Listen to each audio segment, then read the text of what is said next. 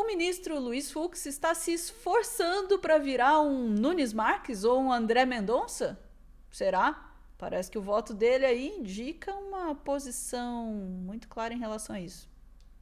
Vamos ver com o Pedro Zambarda nesse plantão do Meteoro Brasil. Bora lá.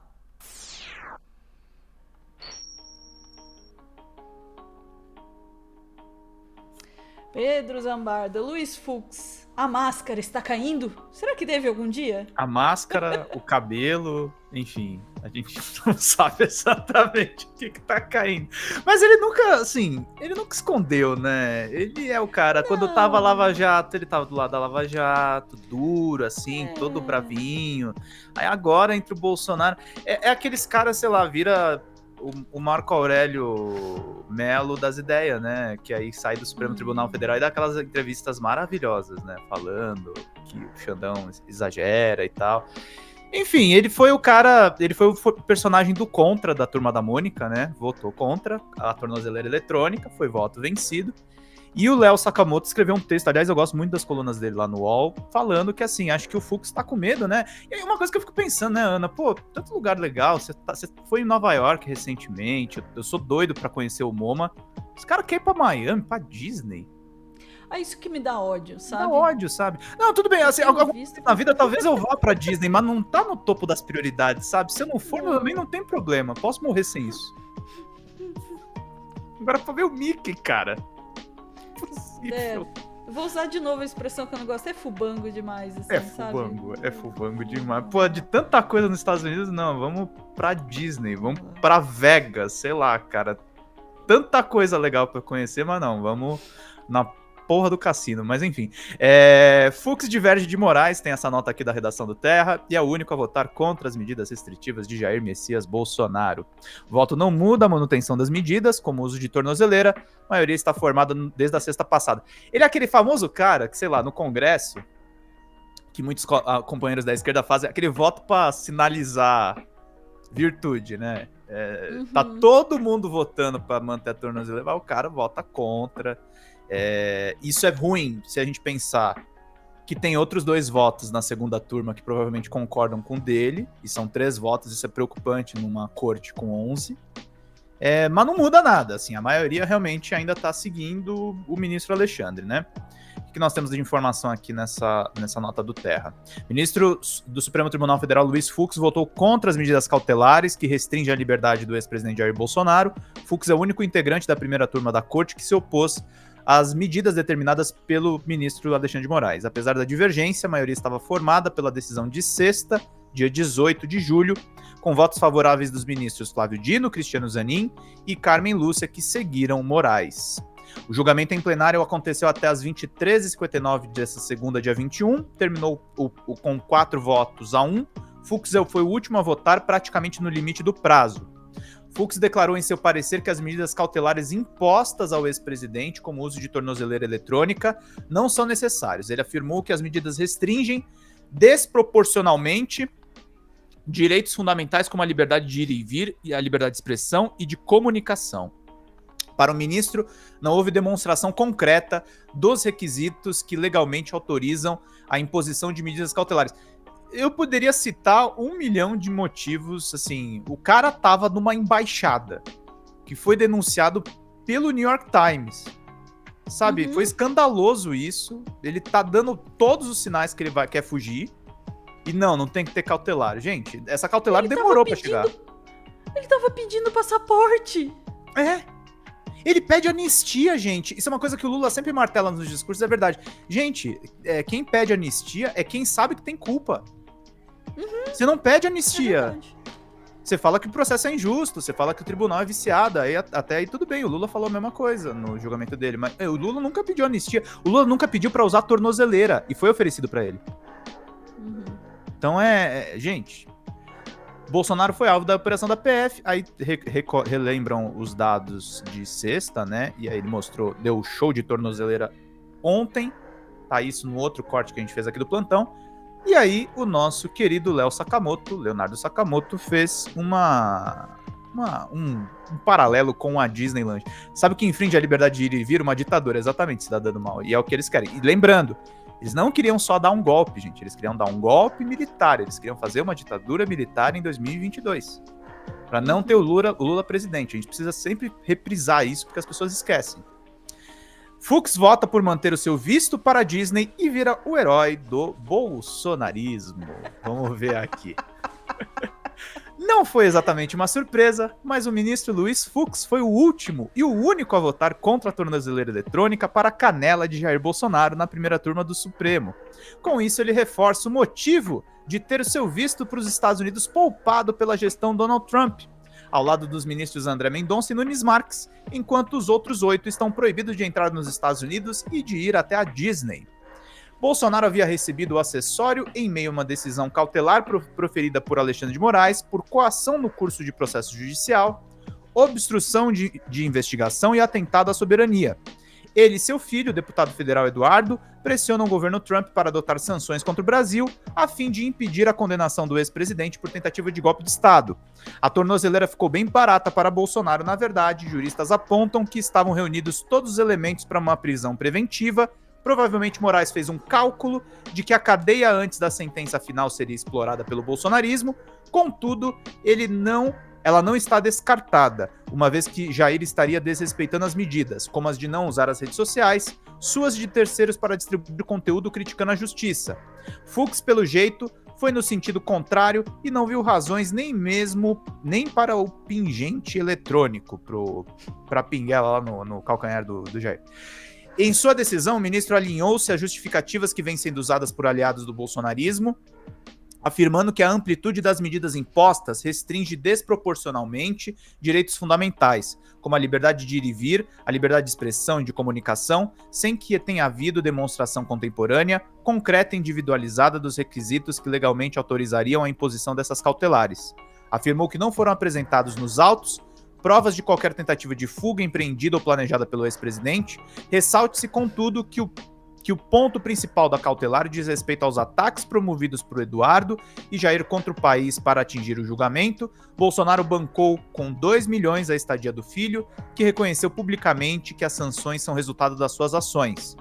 Fux mostrou-se um ministro bastante sensível à pressão bolsonarista, apesar de ter ido junto com a primeira turma na condenação de envolvidos no 8 de janeiro de 2023. Ele refutou teses de Moraes no julgamento da cabeleireira que participou dos atos golpistas em Brasília, razão pela qual recebeu a maior parte da sua pena, e que ficou conhecida por pichar a estátua da Justiça em frente ao Supremo, motivo que por si só não levaria à cadeia, pois a pena é baixa. Seguidores do ex-presidente atacaram os outros 4 ministros, menos poupando o Luiz Fux.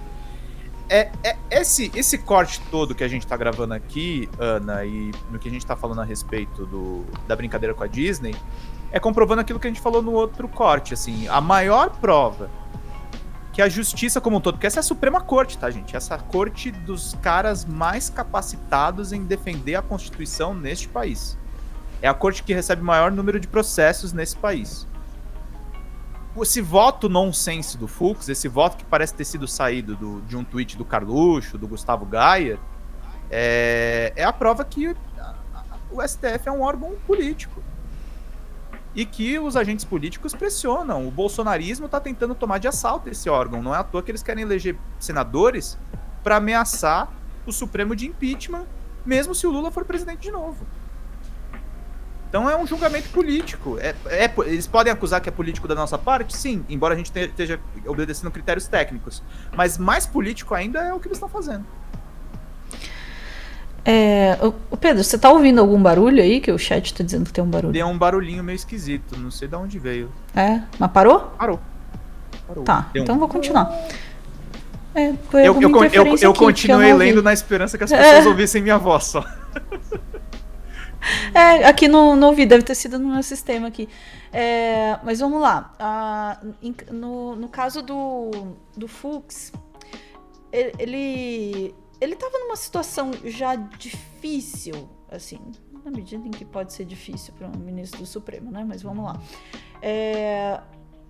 Porque quando sai essa coisa da revogação dos vistos americanos e fica só o Nunes Marques, o André Mendonça e o Fux de fora, Cara, é uma sinuca de bico, assim, muito complicada. Porque, veja, o Nunes Marques e o André Mendonça, eles não escondem, nunca esconderam essa lealdade ao Bolsonaro, assim, e espera-se deles, não é que espera-se deles essa lealdade, mas entende, eles foram indicados pelo Bolsonaro, então, assim, tem existe essa ligação já. O Fux tem esse histórico todo, mas ao mesmo tempo eu pelo menos era a minha leitura, assim, que ele tenta parecer, não que ele seja, tá? Que ele não seja alinhado a esses interesses, mas ele tenta parecer que não é, né? Ele tenta parecer que a posição dele é apenas uma posição mais ponderada, ou até que ele é um cara meio do contra e tal.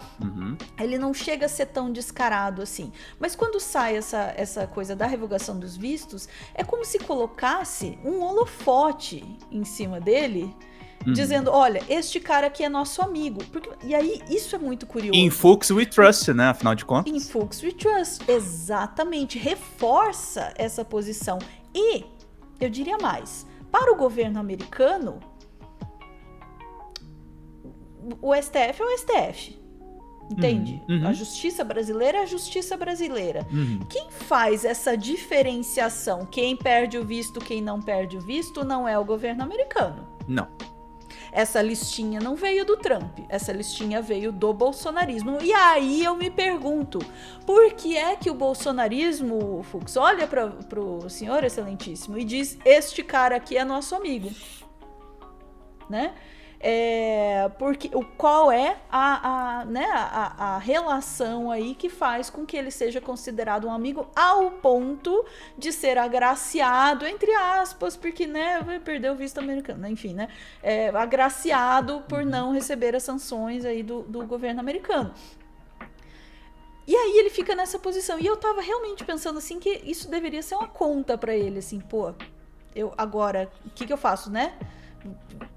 Reforço o meu alinhamento, né, desbanco de vez pro lado de lá, ou tento parecer que não veja bem, né, e ele escolheu essa opção. Né? É uma coisa importante de lembrar, né, quem indicou os ministros, né, o Fux foi uma indicação, aliás, o PT é vezeiro disso, né, foi uma indicação do Partido dos Trabalhadores, foi uma indicação da Dilma. Dedinho podre para indicar ministro, né, Cristiano Zanin, aqui nesse julgamento ele tá indo bem, mas em outros é pavorosas as decisões, né. E tem uma coisa também que, assim, a vitalicidade desses cargos de ministro do Supremo fazem muitos mudarem posições, né? O Gilmar Mendes, que foi uma indicação do Fernando Henrique, mudou muito de posicionamento ao longo da história. Sempre foi um representante das elites, a gente vê nesse Gilmar Palusa, mas é um cara que abriu a cabeça para algumas questões. A gente tem o caso da Carmen Lúcia, que era lavajatista e também mudou de posicionamento. Sim. A gente tem o caso... tem muitos ministros que vão mudando. Barroso era mais lavajatista, hoje em dia está um pouquinho mais ponderado. Há mudanças, assim, porque eles ficam muito tempo no cargo. E o Alexandre de Moraes é clássico. Ele veio do governo Alckmin, do autoritarismo do PSDB, e virou esse garantista Temer, que evitou o golpe. Ele foi indicação do Temer. E foi indicação do Temer. Assim, então, né? Assim... O Temer que tá com o Bolsonaro hoje em dia. O Temer não tá, né? Não tá avulso, ele tá do lado de lá. Então, assim... isso era uma discussão que tá rolando, assim, também, né? Essa coisa da indicação e tal não é garantia de nada. Não. Aliás, é exatamente... Às vezes é incentivo pro cara ficar contra. Exatamente, que é isso, que tem essa coisa da imagem, entende? Dizer, não, veja bem, eu sou um cara ponderado. Um dos ministros do Bolsonaro, não o Nunes Marques, mas o André Mendonça, eu não digo que ele não é um progressista, é um conservador, mas ele tem tomado decisões... Sim. Que afrontam o bolsonarismo. Sim, exatamente, assim. E aí, nessa decisão e nas últimas decisões do Fux, ele tem comprovado esse alinhamento, né? Porque o que vale é isso, afinal, no final do jogo, o que vale é isso, não é a indicação, para onde vão essas decisões, para onde vai esse alinhamento. E aí o Fux não teve pudores de demonstrar esse alinhamento, fez uma escolha política também em relação à própria imagem. Tem uma imagem que eu quero mostrar só para encerrar o corte. Uma amiga acabou de postar recortes de imprensa e ela botou, né? Boa. Alguém lembra, gente? Fux proíbe a Folha de entrevistar Lula e determina a censura prévia. Aí corta para os dias atuais. Fux diverge e vota contra cautelares impostas por Moraes a Bolsonaro. Justiça técnica, né? Desculpa, amigos juristas, não dá pra concordar com isso, não. Eu poderia... O Lenny Streck diz que o direito é a fábrica dos reacionários. Eu concordo com ele. Eu vi essa discussão agora à tarde, né, rolando, o pessoal lembrando, assim, né, pô, o Fux foi o cara que proibiu, né, o Lula de dar entrevista e agora tá dizendo que são medidas excessivas e tal, e alguém tava dizendo assim, poxa, mas ele mudou de opinião, né, como a gente tava dizendo agora, só que aí é que tá, não é que ele mudou de opinião, a opinião segue sendo a mesma, porque a opinião é o alinhamento político, e aí tem uma constância dessas duas matérias, e não uma divergência. Quem é proibido e político. quem é defendido. Exatamente. E este é o problema. É isso aí. Ficamos por aqui, Pedro? Ficamos por aqui antes que os nossos colegas do direito queiram nos matar. Eu só vou dizer uma coisa antes de voltar. Ó, eu estou citando uma frase que foi dita aí no contexto da Lava Jato, que é "In Fux we trust". Tem café nesse nessa frase. Não tem café, infelizmente. Então. Beijo, gente. Voltamos em instantes para mais assuntos do dia.